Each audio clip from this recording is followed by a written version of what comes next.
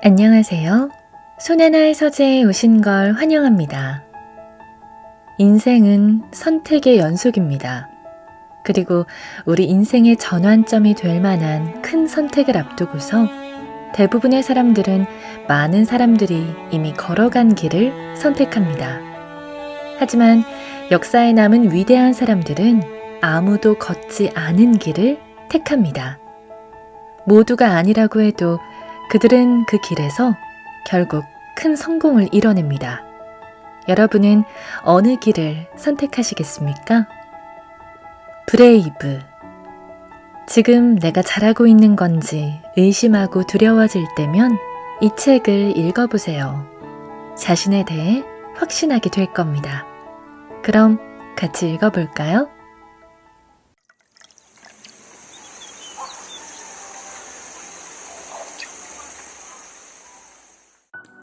두려움을 선택하는 사람들. 겁을 먹기는 쉽다. 일은 언제나 크게 번질 수 있으며 어떻게 될지 알 수 없다. 직업을 잃을 수도 있고 집과 차를 잃을 수도 있다. 자녀들에게 무슨 일이 일어날지도 모른다. 이런 불안정한 상황에서는 당연히 두려울 것이다. 누가 두렵지 않겠는가? 어떤 감정이라도 통제하는 데 능숙했던 고대 스토아 철학자조차도 두려운 상황에 부닥치면 사람이 스스로 반응을 조절할 수 없다는 점에 동의했다. 갑자기 시끄러운 소리가 들리거나 상황이 불확실해지거나 공격당할 때는 자기도 모르게 어떤 반응이 튀어나온다. 스토아 학파는 사물의 이런 즉각적이고 감정적인 인상을 표상이라고 불렀다. 그리고 이 표상은 본질이 아니기에 신뢰해서는 안 되는 것이라 가르쳤다. 성경에서 가장 많이 반복되는 구절이 무엇인지 아는가? 바로 두려워하지 말라 라는 말이다. 이 구절은 반복해서 등장하는데 표상이 하루를 지배하지 못하게 하라는 하늘의 경고다. 성경 여호수아에 강하고 담대하라, 두려워하거나 놀라지 말라 라는 구절이 있다. 신명기에는 적군과 싸우려 할 때 너보다 많은 적군이 말과 병거를 타고 오는 것을 볼지라도 그들을 두려워하지 말라 라는 구절이, 잠언에는 갑작스러운 두려움도 악인에게 닥치는 멸망도 두려워하지 말라 라는 구절이 등장한다. 신명기에서는 다시 한번 여호수아에서 모세가 여호수아를 불러 이스라엘로 보내는 장면을 보여준다. 모세가 여호수아에게 말한다. 강하고 담대하라. 이 백성을 거느리고 여호와께서 너희 조상에게 주리라고 맹세하신 땅에 함께 들어가서 그들에게 그 땅을 유산으로 얻게 하라. 두려워하지도 말고 놀라지도 말라. 개신교도 또는 천주교도에게만 해당하는 이야기가 아니다. 오디세이에서도 용감하라, 용기를 가져라, 두려워하지 말라 라는 말이 여러 번 반복해서 등장한다. 스토아 학파와 기독교도는 감정적인 반응을 보였다고 해서 그 누구에게도 잘못을 묻지 않았다. 그 감정이 사라진 뒤에 무슨 일을 했는지에만 신경을 썼다. 미국의 작가 윌리엄 포크너는 이렇게 말했다. 겁을 먹는 건 어쩔 수 없다. 하지만 두려워하지는 말라. 겁과 두려움은 본질적으로 분명히 다르다. 겁은 일시적으로 몰려드는 느낌이다. 겁먹은 것은 용서받을 수 있다. 한편 두려움은 상태다. 두려움이 나를 지배하게 내버려 두는 것은 수치스러운 일이다. 겁은 경계하게 하고 상황을 일깨우며 위험을 알려줘서 우리를 돕는다. 두려움은 끌어내리고 나약하게 하고 마비시켜서 우리를 방해한다. 불확실한 세상, 귀찮고 복잡한 문제가 많은 시대에 두려움은 골칫거리다. 우리는 그 두려움 때문에 머뭇거리게 된다. 겁을 먹는 건 괜찮다. 겁먹지 않은 사람이 세상에 존재하긴 할까? 하지만 겁이 난다고 해서 멈춰서는 안 된다. 세상은 좁은 다리와 같다. 중요한 것은 두려워하지 않는 것이다. 1800년대 초부터 전해 내려오는 히브리어 기도문의 내용이다. 이 격언에 담긴 지혜가 엄청난 역경과 끔찍한 비극 속에서도 유대인을 지탱했다. 심지어 10월 전쟁 당시 노래로 만들어졌는데 이 노래는 방송을 통해 군대와 시민에게 퍼지면서 큰 인기를 얻었다.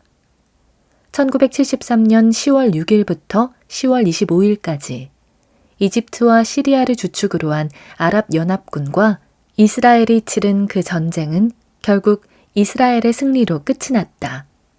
이 기도문은 유대인의 사기를 끊임없이 고양하는 역할을 했다. 매사가 불확실하다고 해서 앞을 바라보지 않고 밑을 내려다보면 겁을 먹기 쉽다. 두려움은 아무 도움이 되지 않는다. 1929년 10월에 주식시장이 붕괴한 뒤 미국은 장장 10년 동안 지속된 끔찍한 경제 위기를 마주했다. 은행은 문을 닫았고 투자자는 전멸했다. 실업률은 약 20%에 달했다. 3년 반 동안 시도와 실패를 거듭한 끝에 대통령 자리에 올랐던 프랭클린 델러노 루스벨트는 겁이 났을까? 당연하다. 어떻게 겁에 질리지 않을 수 있었겠는가? 사람이라면 모두 겁을 먹는다. 하지만 루스벨트는 그 유명한 1933년의 취임사에서 두려움은 선택의 문제라고 했다. 상황을 악화하기만 하는 두려움이 진정한 적이었다. 두려움은 남은 뚝마저 파괴하고 서로 등을 돌리게 하며 협동적인 해결책을 실현하지 못하게 한다. 그렇다면 두려울 때 누가 선한 일을 할 수 있을까? 두려울 때 누가 명확하게 볼 수 있을까? 두려울 때 누가 타인을 도울 수 있을까? 두려울 때 누가 사랑할 수 있을까? 두려울 때 어떻게 무언가를 할 수 있을까? 미식축구에서 리시버가 자신이 공에 맞을까봐 주춤하면 공을 잡을 수 없다. 평론가들의 팬이 자신을 어떻게 평가할까 걱정하면서 망설인다면 예술가는 무대 위에서 기량을 충분히 발휘할 수 없다. 여론조사 결과를 걱정한다면 정치인은 좀처럼 올바른 결정을 내리지 못한다. 아이를 키우는 게 얼마나 힘들지 생각한다면 커플은 가정을 꾸릴 수 없다. 우리가 살아가는 삶, 우리가 살아가는 이 세상은 무서운 곳이다. 폭이 좁은 흔들다리의 옆을 내다보면 심장이 멈출 것만 같아 주저앉게 된다.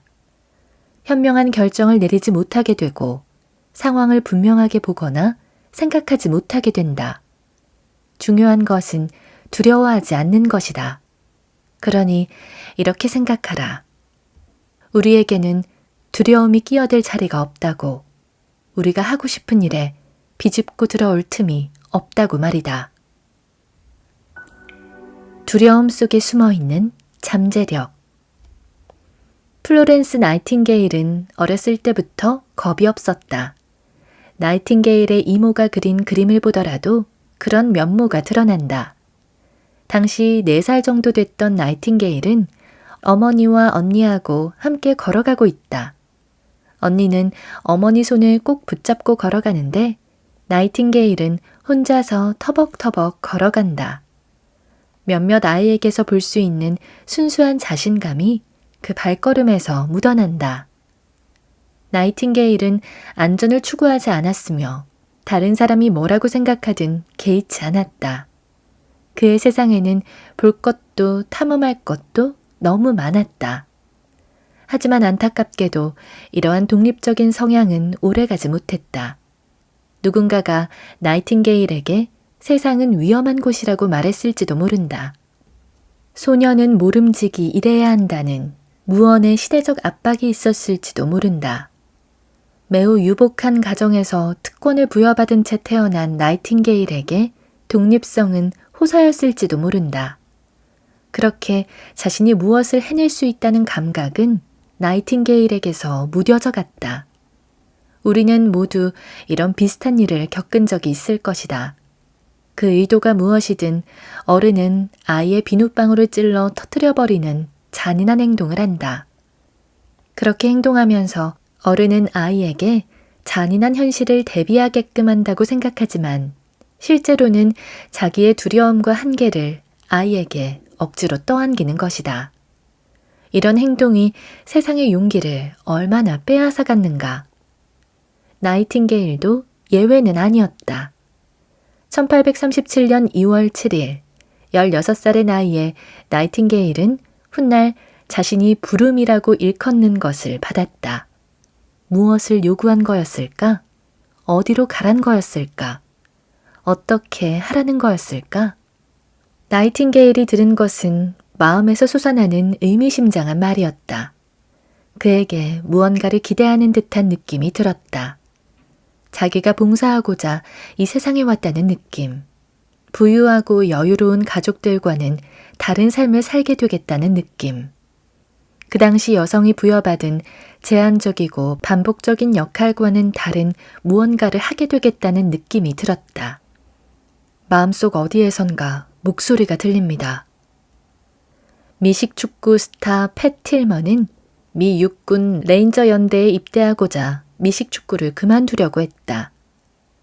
우리에게 들리는 목소리는 우리가 되고 싶은 사람이 될 수 있는 방향으로 이끌지만 그 목소리를 따를지 말지는 우리에게 달려 있습니다. 목소리는 대개 예측할 수 있고 복잡하지 않으며 겉보기엔 긍정적인 방향으로 우리를 인도합니다. 하지만 가끔 우리는 완전히 다른 길로 향할 때가 있어요. 아마 나이팅게일처럼 용감한 소녀는 내면의 목소리를 따를 준비가 되어 있었으리라고 짐작할 수도 있다. 하지만 우리 대부분이 그러하듯 나이팅게일도 당시 시대의 신념을 내면화하고 부모의 뜻을 거스르는 일은 감히 상상할 수도 없는 10대 소녀로 자랐다. 영국 더비셔에는 커다란 시골 저택이 있었다.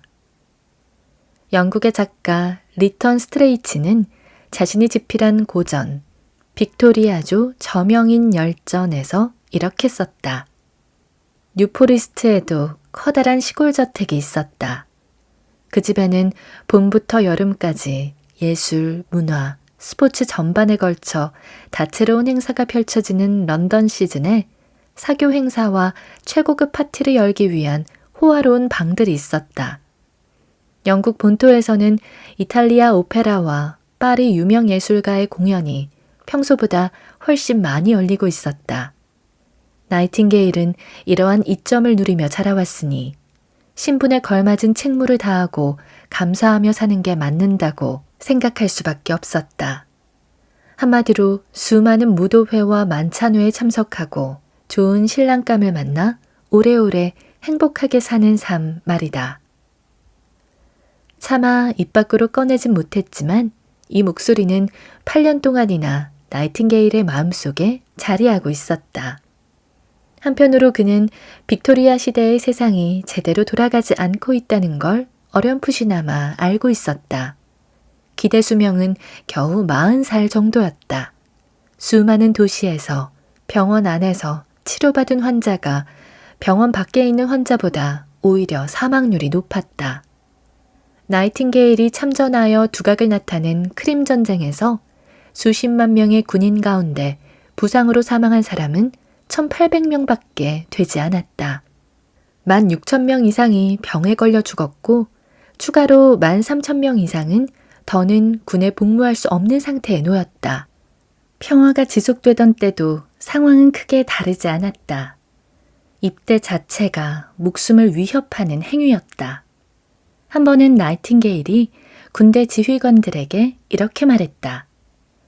이건 매년 솔즈베리 평원에 1,100명의 남성을 세워놓고 총으로 쏴서 죽이는 것과 다를 바가 없습니다.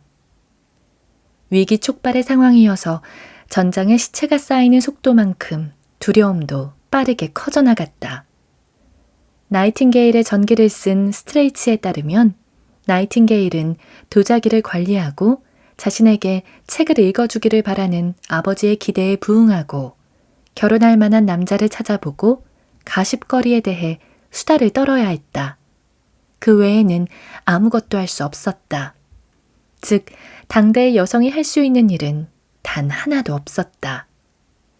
진부한 시대적 압박이 목을 조여오자 나이팅게일은 목소리를 무시했다. 고상한 사교 활동에 방해될까봐 두려웠기 때문이다. 물론 가끔 몸이 아픈 이웃을 돕긴 했다.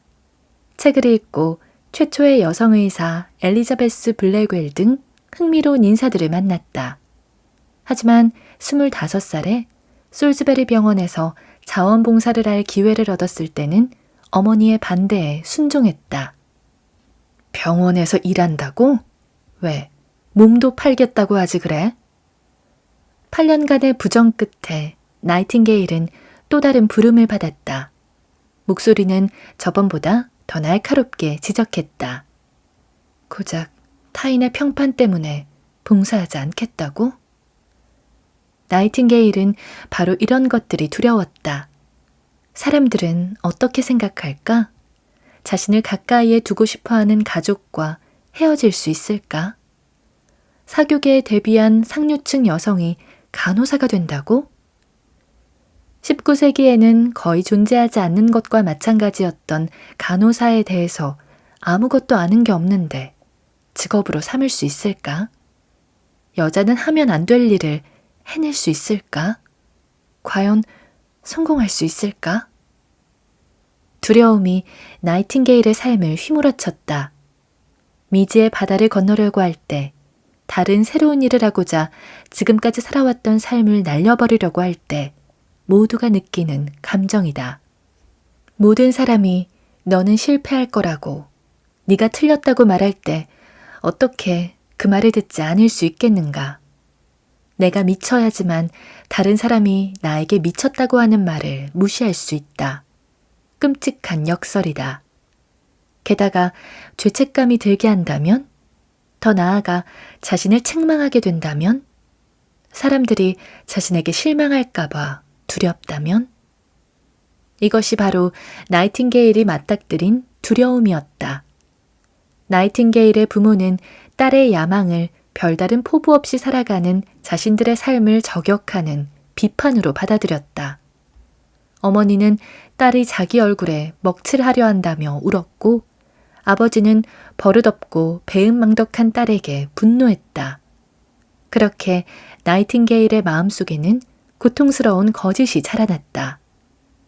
나이팅게일은 내과 의사이자 공화국 전투 창가의 작사가 줄리아 워드 하우의 남편이기도 한 세뮤얼 그리들리 하우에게 조심스레 물었다. 하우 박사님, 젊은 영국 여성이 병원에서 자선 활동에 헌신하는 게 부적절하고 바람직하지 않다고 생각하시나요? 끔찍한 일이라고 생각하세요? 나이팅게일의 질문은 가정으로 가득 차 있었다. 부적절하고 바람직하지 않으며 끔찍한 일. 나이팅게일은 갈피를 잡지 못했다. 꿈을 따라도 좋다는 허락을 받고 싶었던 것일까? 아니면 꿈을 포기해도 된다는 허락을 받고 싶었던 것일까? 하우 박사는 이렇게 답했다. 친애하는 플로렌스 양, 지금 가려는 길은 남들이 가는 길과는 다른 길이지요. 영국 사람들은 무엇이든 남들과 다르다면 부적절하다고 생각한답니다. 저라면 꿈을 좇아서 가라고 말하겠어요. 그런 삶의 방식에 소명의식이 있다면 영감을 받은 대로 행동하세요. 타인을 위한 봉사에 바람직하지 않거나 숙녀답지 않은 행동은 없다는 걸 깨닫게 될 겁니다. 선택을 내리고 그 길로 가십시오. 그 길이 어디로 자기를 이끌든 말이죠.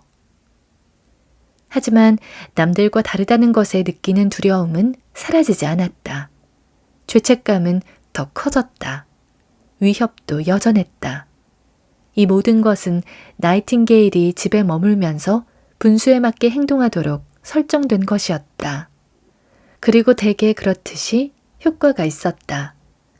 분명 존경하는 사람의 격려를 받았는데도 말이다. 부모님의 행복을 방해하다니 나는 살인자와 다름없어. 나이팅게일은 일기장에 이렇게 써내려갔다. 부모님이 주신 삶이 만족스럽지 않다면 나는 뭐가 문제일까? 가족은 나이팅게일에게 거의 말을 걸지 않았다. 나이팅게일의 말을 빌리자면 자기가 범죄를 저지르고 집에 온 것처럼 대했다라고 한다. 부모님의 설득은 수년 동안 효과가 있었다. 나이팅게일의 전기작가 세실 우드햄 스미스에 따르면 나이팅게일은 자기 주장을 할 수 있었지만 실제로는 주장을 내세우지 않았다. 그를 얽어매고 있는 끈은 한낱 지푸라기에 불과했지만 그 지푸라기를 끊어내지 않았다. 1840년대나 오늘이나 마찬가지다. 영웅 신화의 여러 단계 중에서 모험으로 불러들이기에 다음 단계가 무엇인 줄 아는가? 바로 모험을 거부하기다. 왜냐하면 부름을 따르는 것은 너무 고되고 두렵기 때문이다. 영웅은 분명 잘못된 사람을 고른 게 틀림없다고 치부해버린다. 나이팅게일도 마찬가지였다. 목소리를 무시한 기간도 짧지 않았다. 장장 16년간 자기 자신과 이런 대화를 나눴다. 두려움과 공포가 목소리를 회피하게 했다. 이처럼 공포는 우리를 운명과 갈라놓으며 발전을 방해하고 얼어붙게 한다. 왜 해야 하는지, 왜 해서는 안 되는지 100만 가지의 이유를 든다. 두려움 속에서 할 수 있는 일은 얼마나 적은가. 나이팅게일은 나중에 이렇게 썼다. 30살이 다 되어 부름을 따르기로 마음먹기까지 꽤 긴 시간이 걸렸다는 게 그 증거다. 하지만 나이팅게일은 짧게나마 두렵다는 생각이 전혀 들지 않은 순간이 있었다는 것도 알고 있었다. 자기 내면으로 들어가 두려움에 맞설 힘을 꽉 움켜잡아야 했다. 알을 깨고 나와 자신이 들은 부름을 받아들여야 했다. 겁이 나는 도약이었다. 편안한 삶에서 벗어나고 관습을 어기고 주변 사람이 보내는 의심과 요구를 뿌리치는 것. 물론 이 앞에서 나이팅게일도 한참을 머뭇거렸다. 사람들은 대부분 이러한 두려움에 발이 묶인다. 하지만 나이팅게일은 더는 주저하지 않았다. 2주 뒤 그는 도약했다. 부모님의 공감을 바라거나 도움을 기대해서는 안 돼. 나이팅게일은 자유로워지기로 마음먹었다. 사소한 일일지라도 나를 살아있게 하는 무언가를 해야 해. 내가 손을 뻗어야 해. 내가 원하는 게 그냥 손안에 떨어질 일은 없어. 1년이 지나지 않아 나이팅게일은 크림반도의 부상자를 대상으로 하는 야전 병원을 세웠다. 여건은 처참했다. 병상이 부족한 탓에 사람들은 건물 복도와 배 갑판에서 죽어갔다. 환자가 먹어야 할 음식을 쥐가 먹어치웠다. 옷이 부족해서 환자들은 몸을 데우려고 옹기종기 병실 안에서 붙어 있었다. 그중 일부는 벌거벗은 채로 삶을 마감하기도 했다. 배급은 제대로 이뤄지지 않았고 의사들은 무능했다. 가장 용감한 공무원들마저 겁먹었을 정도였다. 바로 이런 더러운 꼴을 딸이 보지 않게 하려고 나이팅게일의 부모가 그렇게 말렸던 것이었다. 유럽 대도시의 열악한 빈민촌이 어떤지는 잘 알고 있었다. 하지만 군 병원의 밤은 그것과 비교할 수도 없을 정도로 처참했다. 이제 그 두려움은 사라졌다. 두려움이 있던 자리를 결심이 대신 채웠다. 나이팅게일은 상황을 개선하고자 팔을 걷어붙이고 자비를 들여 병원을 고쳤다. 미국의 시인 헨리 워즈워스 롱펠로는 나이팅게일의 영웅적인 모습을 한 편의 시에 완벽하게 담아낸다. 시 속에서 우물하고 생기 없는 병동 복도와 등불을 들고 한 병실에서 다른 병실로 달려가는 나이팅게일의 쾌활한 모습을 대조한다. 영국의 오래된 기록을 통해 그 말과 노래가 전해 내려오네. 빛 한 줄기가 과거의 문지방에서 빛을 비추네. 등불을 든 여자가 이 땅의 위대한 역사에 서 있네. 고귀하고 선한 영웅적인 여성이여. 영웅적. 끝. 다른 수식어가 더 필요하지 않다. 나이팅게일이 평범했지만 강력한 두려움을 이겨낼 만큼 용감했기에 가능한 일이었다. 크림반도에서 일할 때 나이팅게일은 화염 속에서 중대한 신변의 위험을 무릅써야 했다. 실제로 복무 중에 크림반도 열병이라 불리는 브루셀라 병에 걸렸으며 이 병으로 평생 고생했다. 나이팅게일이 단호하게 자기 주장을 했을 때 어머니는 눈물을 훔치며 말했다. 우리가 야생 백조를 낳았구나. 딸이 특별하다는 것을 알게 됐을 때 눈물을 훔치는 어머니라니. 그런 집에서 자랐다고 상상해보라. 스트레이치는 나이팅게일의 어머니가 착각했다고 지적했다. 그 딸은 백조가 아니었다. 어머니는 백조가 아닌 독수리를 낳았다. 둥지에서 부화하기까지는 오래 걸리지만 일단 알을 깨고 나와 날갯짓하기 시작하면 남 무서울 것 없이 날아오른다. 우리가 인생에서 해야 할 일은 저 너머에서 들려온다. 그것은 우리의 존재를 넘어선다. 우리는 모두 무엇이 되라는 부름을 받는다. 우리는 선발된 것이다. 선택받은 것이다. 이러한 부름을 받아들일 것인가 아니면 거부할 것인가. 이것이 우리의 소명이다. 나이팅게일의 일화를 바라보는 관점은 한 가지가 아니다. 어떤 관점에서는 나이팅게일이 몇 년 동안 부름을 무시하고 살았다고 본다. 다른 관점에서는 나이팅게일이 인생의 사명을 다하고자 준비하고 있었다고 추측하기도 한다. 가족과 사회는 나이팅게일이 해야 할 일을 못하도록 연막을 피웠고 나이팅게일은 그것을 꿰뚫어 보는데 긴 시간이 필요했다. 간호학을 탈바꿈하게 할 만한 기술을 습득하는 데까지도 시간이 걸렸다. 어떤 시선으로 나이팅게일을 바라보든 두려움과 두려움의 극복은 세상을 바꾼 다른 모든 사람과 마찬가지로 나이팅게일에게도 존재의 사활을 건 싸움이었다. 가치 있는 일 가운데 무섭지 않은 일은 없으며 의심, 불안, 한계, 악의와 씨름하지 않고 위대함을 이룩한 사람은 없다. 이 경험은 그 자체로 나이팅게일이 발전해 나가는데 큰 도움이 됐다. 마침내 병원을 설립하려고 팔을 걷어붙였을 때 영국 군대 구조와 민간인 의료 시스템을 개선하려 했을 때 나이팅게일은 팽팽한 반대에 부딪혀야 했다. 관료주의와 특정 계층과 정치 권력은 나이팅게일의 개혁안에 반대했다. 나이팅게일은 병동에서 자비의 천사 역할 뿐 아니라 더 많은 일을 감당해야 했다. 그는 병참 장교였고 보이지 않는 비서이자 로비스트, 내부 고발자인 동시에 행정관이었다. 끈질기고 위협적인 반대가 목을 조이는 가운데 병상에서 환자들을 계속 보살폈고 그와 동시에 자신을 끌어내리고 자신의 계획을 수포로 만들려는 견제 세력에도 굴하지 않고 맞설 능력이 있었다.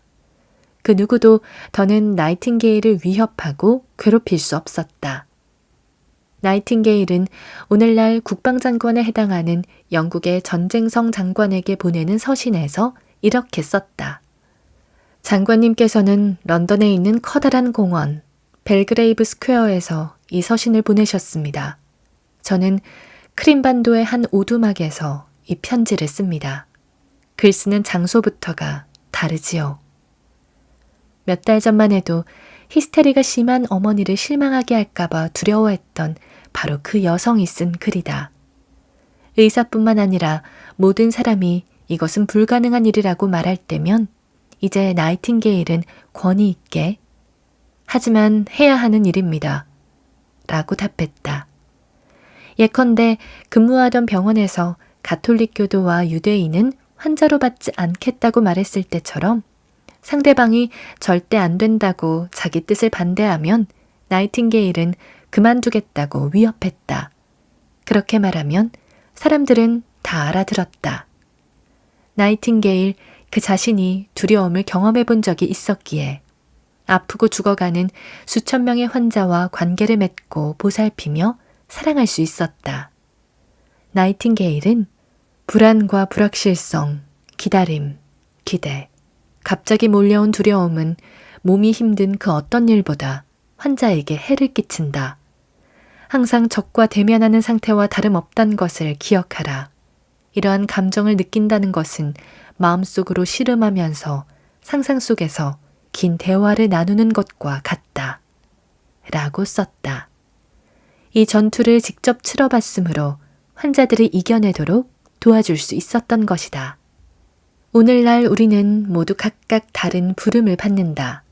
봉사하라는 부름, 위험을 감수하라는 부름, 현재 상황에 도전하라는 부름, 남들이 도망갈 때 앞을 향해 달려나가라는 부름, 자기 지위를 뛰어넘으라는 부름, 다른 사람이 불가능하다고 말하는 일을 하라는 부름.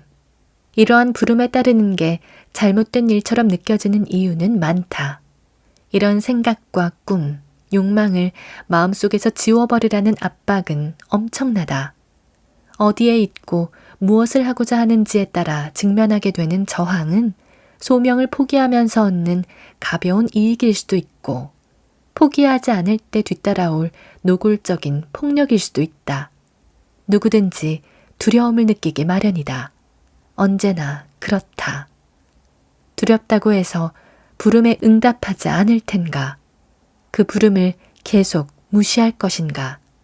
아니면 나이팅게일이 그랬던 것처럼 점점 소명에 가까이 다가가 여기서 해야 하는 일을 해낼 준비가 될 때까지 마음을 단련하고 미래를 대비할 것인가?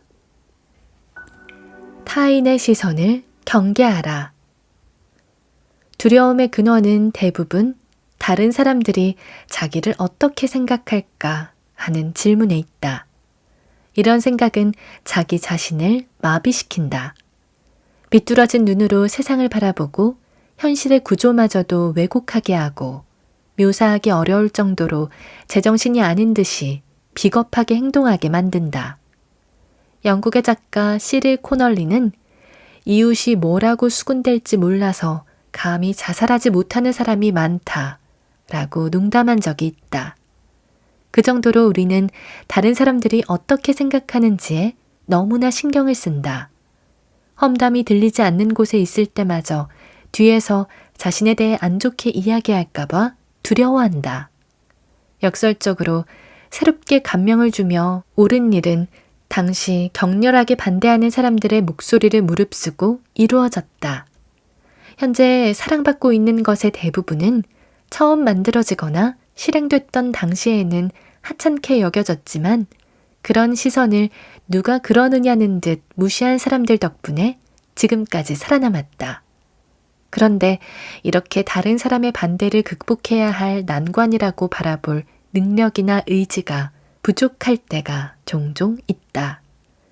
1970년 프랭크 세르피코가 뉴욕 경찰의 부패를 내부 고발했을 때 다른 동료 경찰이 그를 축하했다. 그러자 세르피코는 정작 도움이 필요할 때 왜 함께 들고 일어서지 않았느냐고 물었다. 그 동료 경찰이 대답했다. 뭐라고요? 나도 당신처럼 왕따가 되라고요? 바로 그거다. 왕따가 되는 것을 피할 선택의 여지가 없다. 정작 시민을 보호해야 하는 동료 경찰이 시민을 갈취하는 것을 두고 볼 텐가. 범죄자로부터 시민을 보호해야 하는 경찰이 범죄자와 협력하는 것을 눈감아 줄 것인가. 사람들은 목소리를 높이기보다 범죄자와 한통속이 되는 게 낫다고 생각한다. 세계적인 유행병이 돌 때도 혼자 마스크를 쓰기보다 죽는 게 낫다고 생각한다.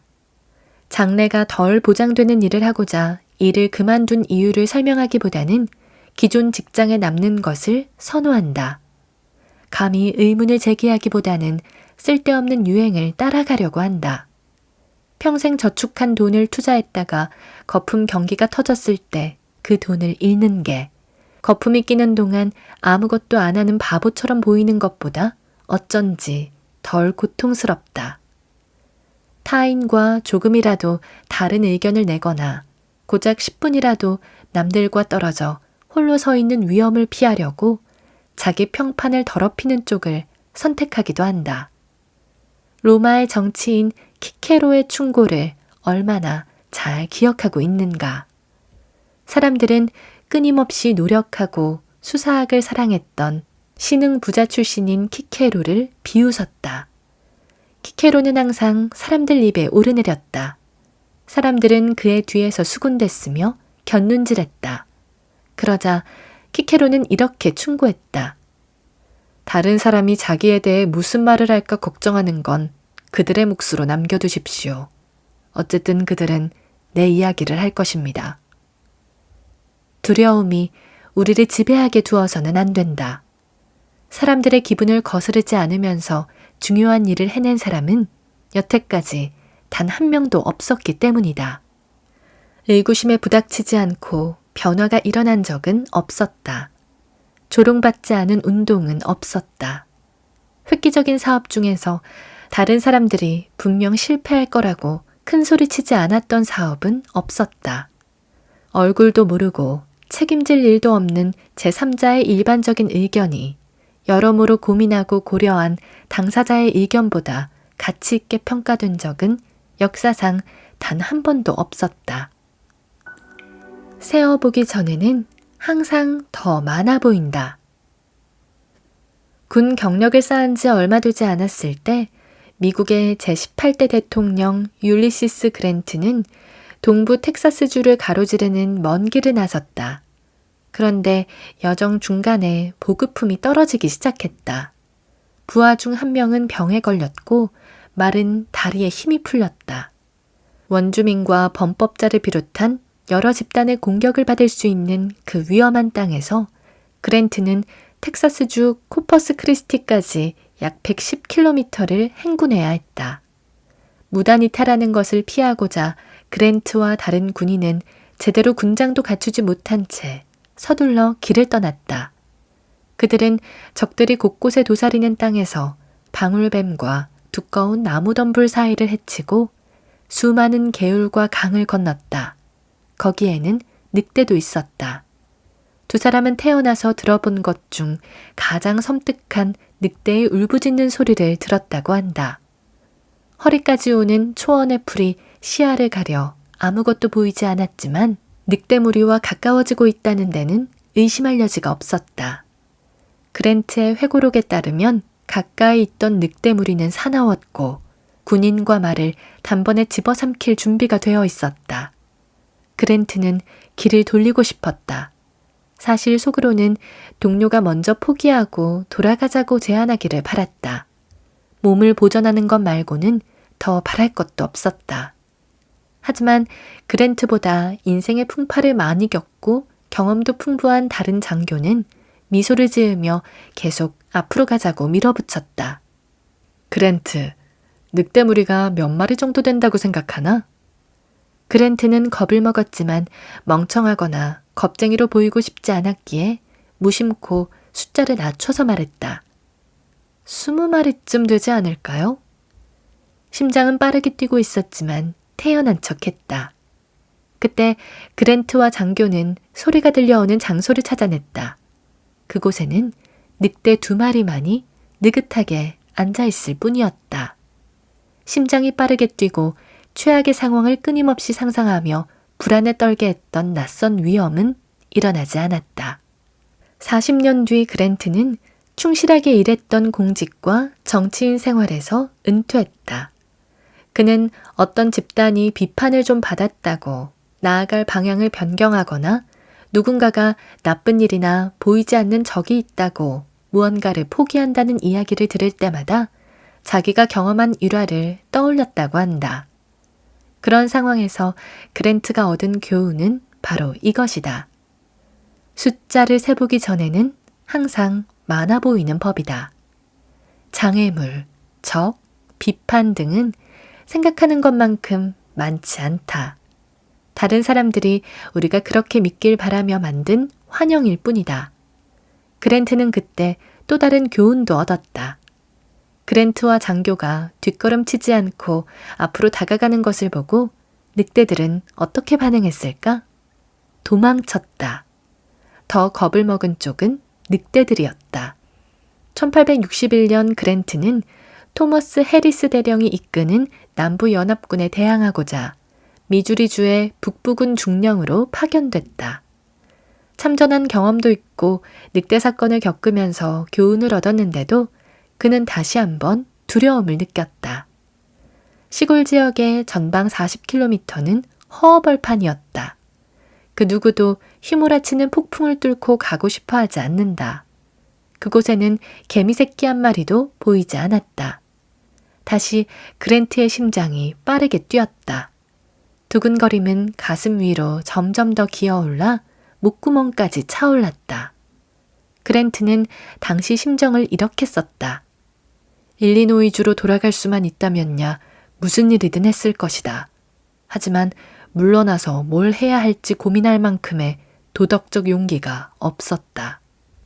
가장 두려웠던 순간에 공격을 견디고 적과 맞서는 것 외에 다른 방안은 없다고 생각한 순간에 전쟁의 굉음과 공포에 자신을 맡길 수밖에 없다고 느꼈던 순간에 그랜트는 언덕 꼭대기에 도착했다. 그곳에서 그는 적과 충돌하리라고 예상했다. 하지만 적은 어디에도 없었다. 적군은 그랜트가 이끄는 군대가 공격하리라는 소식을 듣고 이미 도망친 뒤였다. 그랜트는 나중에 이런 글을 남겼다. 내가 해리스 대령을 두려워했던 것만큼 그도 나를 두려워했다는 생각이 스쳐 지나갔다. 과거에는 단 한 번도 취해보지 않은 관점이었다. 그 후 이 교훈을 절대 잊고 살아간 적이 없다. 그리고 그때부터 남북전쟁이 끝날 때까지 적을 마주해도 다소 불안하기는 했지만 두려움을 느낀 적은 단 한 번도 없었다. 내가 그의 군대를 두려워한 것처럼 그도 나의 군대를 두려워할 이유가 많다는 걸 절대 잊지 않았다. 이건 아주 소중한 교훈이다. 밤은 어둡고 공포로 가득하다. 우리는 살아가면서 많은 적과 마주한다. 하지만 적이 우리가 생각하는 것만큼 어마어마하게 무서운 존재는 아니라는 점을 이해해야 한다.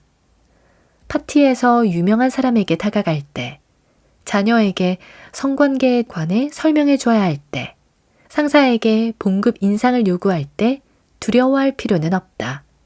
이 상황은 사실 양쪽 모두에게 불편한 상황이다. 떨리는 것은 둘 다 매한가지다. 언제나 우리는 상대방을 과대평가한다. 상대방도 우리를 과대평가한다. 면접관이 과연 지원자를 면접하고 싶어 할까? 면접할 때 질문을 던지면서 즐거워할까? 그렇지 않다. 그들도 면접을 망칠까봐 두렵다. 출근 첫째 날에 사무실에서 만난 무뚝뚝한 부장, 새내기 군인들을 훈련하는 병장, 사원의 계약 조건을 협상하는 경영본부의 임원진, 그들이 풍기는 확신의 아우라는 환상이다. 그들도 다른 사람들만큼이나 긴장한다. 긴장하지 않은 척할 뿐이다. 가까이 다가가면 이러한 간극은 예상했던 것보다 크지 않다는 것을 깨달을 것이다. 조금 더 높은 수준의 의식과 공감 능력이 있다고 해서 여린 사람이 되는 것은 아니다. 도리어 자신감을 준다. 이제 그 두려움의 실체를 보자. 지금 다른 사람들은 우리보다 실제로 더 겁먹고 있다. 최악의 시나리오를 상상할 것. 무엇을 두려워하는지는 우리도 모른다. 자신이 느끼는 감정의 원인을 잘 아는 것 같지만 꼭 그렇지만은 않다. 안 좋은 일이 먼 미래에 닥칠 것 같다는 불안에 휩싸인다. 두려움이 뱃속에 또아리를 틀어 배를 쥐어짜고 휘젓는다. 사실 무엇이 두려운지 분명하지 않아 정확히 알지도 못하면서 말이다. 우리는 나쁜 일이 생기는 것은 아닐지 두려워한다. 일이 잘 안 풀리지는 않을지 두려워한다. 결과가 어떻게 될지 두려워한다. 사람들이 어떻게 생각할지 두려워한다. 자신이 느끼는 두려움에 대해 언제 어디서 무엇이, 어떻게, 누가 라는 질문이 던져지면 답하는 것이 힘들다. 왜냐하면 실제로 무엇이 두려운지 살펴보지 않았기 때문이다. 우리는 무엇이 그렇게 걱정스러운지 그 실체를 정의해 본 적이 없다. 두려움은 구체적이지 않은 그림자나 환상, 굴절과 같은 것이다. 어디서 주워오거나 잠깐 힐끗 바라봤을 뿐이다. 그러니 이제 그만두어야 할 시간이다. 여기서 지금. 미국의 기업가이자 작가인 팀 페리스는 두려움 분석 연습을 고안했다. 우리를 주저하게 하는 최악의 시나리오나 불안감, 의심을 정의하고 연결해보는 작업이다. 이 연습의 뿌리는 고대 스토아 철학으로 거슬러 올라간다. 세네카는 최악의 상황 예상하기라는 훈련법을 이야기한 적이 있다. 앞으로 마주할 만한 나쁜 상황을 곰곰이 생각해보는 훈련이다. 세네카는 추방, 전쟁, 고문, 난파 등 인간이 놓인 조건은 우리 마음먹기에 달렸다라고 말했다. 즉, 두려움의 유형이 아니라 익숙한 정도에 달려있다는 것이다. 얼마나 그럴싸한가? 무엇이 두려움을 유발하는가? 대처할 준비가 얼마나 돼 있는가? 세네카는 예상치 못한 고난에 가장 타격을 많이 받고 고통스럽게 느낀다고 했다. 그래서 최악의 상황이 일어나리라고 예상하고 정의하고 미리 싸워봄으로써 두려움과 위험을 덜어낼 수 있게 된다. 석유가 동났다고 가정해 봅시다. 석유왕 존 록펠러는 현실에 안주하지 않고자 최악의 상황을 가정하는 훈련을 했다. 그래서 19세기 동안 금융공황이 반복됐어도 대담하게 행동함으로써 부를 쌓을 수 있었다. 나폴레옹은 지휘관이라면 자기 자신에게 하루에 몇 번씩 이렇게 물어야 한다고 생각했다. 저기 지금 내 앞에 오른쪽에 왼쪽에 나타난다면 어떻게 해야 할까? 이 훈련의 목적은 장군들을 불안하게 하려는 게 아니라 준비시키려는데 그 목적이 있었다. 하지만 우리는 이렇게 지도력을 키우는 방법을 근면하게 실천하는 것을 보고 운명을 시험한다거나 괜히 나쁜 기운을 불러온다며 지나치게 걱정한다. 사실 생각이 잘 미치지 않는 범위의 일까지도 생각하는 것은 지도자의 몫이다. 2000년이 넘는 시간 동안 군 지도자들도 이와 비슷한 맥락의 이야기를 해왔다. 유일하게 용납할 수 없는 장교의 죄목은 놀라움을 표현하는 거라고 말이다. 말하자면 그런 일이 일어날 줄은 몰랐다라는 식의 태도는 장교에게 걸맞지 않다. 우리는 모두 두려워하는 것을 실제로 바라볼 용기를 길러야 한다. 방 건너편에 더 알아가고 싶은 매력적인 사람이 있어도 모르는 사람이라서 말을 거는 것을 두려워한다. 도대체 왜 그럴까? 말을 걸었을 때 일어날 결과가 도대체 무엇이기에 그럴까? 웃음거리가 된다? 거절당한다? 우리는 목소리를 내고 싶어 하지 않는다. 하지만 왜 그럴까? 비판을 받을 수도 있어서일까? 최악의 시나리오라고 해야 새로운 일자리를 찾아보는 것 정도일 것이다. 하지만 무엇이 됐든 이미 그런 생각을 하고 있지 않은가? 죽거나 살해될 수도 있어서일까? 비행기에 탈 때마다, 거리를 건널 때마다, 매일 아침 눈을 뜰 때마다 우리는 언제라도 쉽게 다치고 죽을 수 있는 존재가 아닌가? 또 언제든 일어날 수 있는 일, 생각하면 불쾌하기 짝이 없는 일, 비정상적인 일, 예상치 못한 일, 일어날 것 같지 않은 일에 대해 모두 생각해보는 용기를 길러야 한다. 과장된 불확실성에서 오는 불안을 줄일 뿐만 아니라 미지의 것들에서도 확실성을 찾을 수 있기 때문이다. 위험 요소, 자는 동안에 발생할 수 있는 일, 적의 계획, 틀어질 수 있는 일들에서 말이다. 인간과 관련된 모든 일과 경우의 수는 이질적이지도 생경하지도 않아야 한다. 더글라스 메가더는 전쟁과 삶에 실패하는 이유를 두 단어로 요약했다. 너무 늦어서. 너무 늦게 준비했고, 너무 늦게 적의 의도를 파악했고, 너무 늦게 아군을 확보했고, 너무 늦게 연락할 방법을 찾아냈고, 너무 늦게 도움이 필요한 사람들을 도왔다. 너무 늦게 자세히 들여다봤고, 그랜트처럼 수를 세어보지도 않았으며, 나폴레옹처럼 적의 출현에 대비하지도 않았다. 조금 우울한 이야기인가? 그럴지도 모른다. 하지만 비관적으로 관망하되 준비된 사람이 낙관적이고 준비되지 않은 사람보다 낫다. 아리스토텔레스는 가장 취약한 사람을 낙관적인 사람이라고 말했다. 왜냐하면 결과가 예상대로 나오지 않을 때 도망치기 때문이다. 가장 좋은 성과를 내려면 최악의 상황을 예측해야 한다. 무엇이 두려운지 알면 두려움을 퇴치할 수 있다. 단점을 분명히 알게 되면 장점과 비교할 수 있다. 직접 늑대수를 세어보면 몇 마리밖에 없다는 것을 알게 된다. 넘어서지 못할 산처럼 보이는 것은 두더지가 파놓은 흙 두둑에 불과하고 괴물은 나와 똑같은 사람이었다는 것을 알게 된다. 적을 인간으로 바라보면 더 잘 이해할 수 있다. 너무 큰 비용이 든다고 막연히 생각했던 것도 실제로 그 비용을 계산해 보면 얼마 되지 않을 때가 있다. 그러니 직접 계산해 볼 필요가 있다. 투자에 위험이 따른다고 해도 그에 따른 손해보다 보상이 더 클 때도 있다. 발생 가능성은 매우 낮아도 발생하기만 하면 엄청난 충격과 파급 효과를 가져오는 사건이 시야에 들어온다면 대비할 수 있다. 공격을 예측하면 격퇴할 수 있다. 일어날 수 있는 일의 범위가 좁아지고 머피의 법칙이 적용되는 범주도 줄어든다.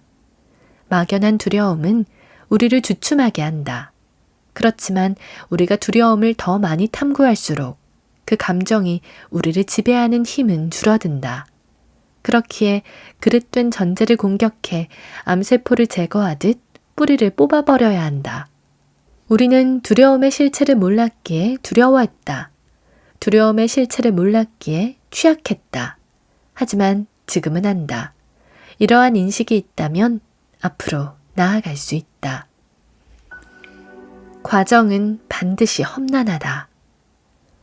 세네카는 삶에서 일어날 만한 모든 일과 문제에 대비했다.